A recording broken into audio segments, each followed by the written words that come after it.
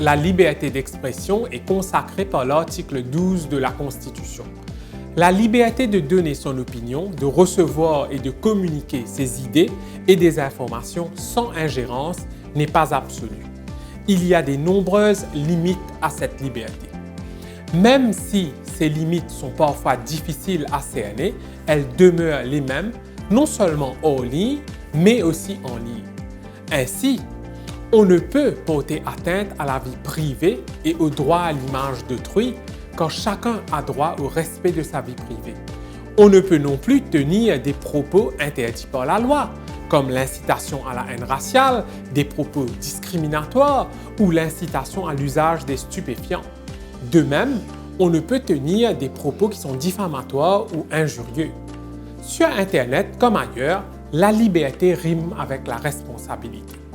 Un internaute peut donc voir sa responsabilité engagée pour ses actions sur la toile.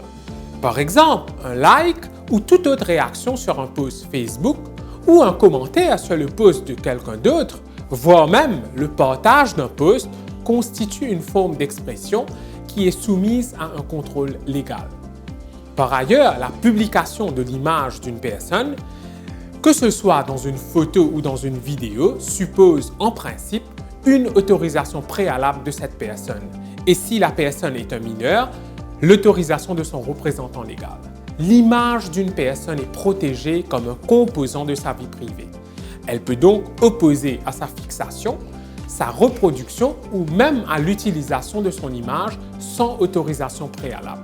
Ainsi, la mise en ligne d'un faux profil sur les réseaux sociaux portant le nom et le prénom d'une personne existante ainsi que ses photos constitue une atteinte à son droit au respect de la vie privée et à son droit à l'image.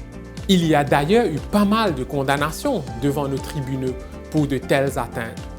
On a un sentiment d'anonymat et d'impunité sur l'Internet, mais ce sentiment est trompeur. Régulièrement, les auteurs des propos répréhensibles sur Internet sont identifiés et appelés à répondre pour leurs actes au civil et au pénal. L'article 46 du Information and Communication Technologies Act criminalise les abus des réseaux sociaux et autres outils de télécommunication. L'usurpation d'identité est par exemple passible d'une peine maximale de 10 ans de prison. L'Internet est devenu l'espace public du 21e siècle, un espace d'élaboration et d'expression d'idées qui doit être protégé. L'Internet a un effet amplificateur de l'information publiée en ligne, ce qui implique votre vigilance par rapport au contenu que vous publiez sur votre vie privée.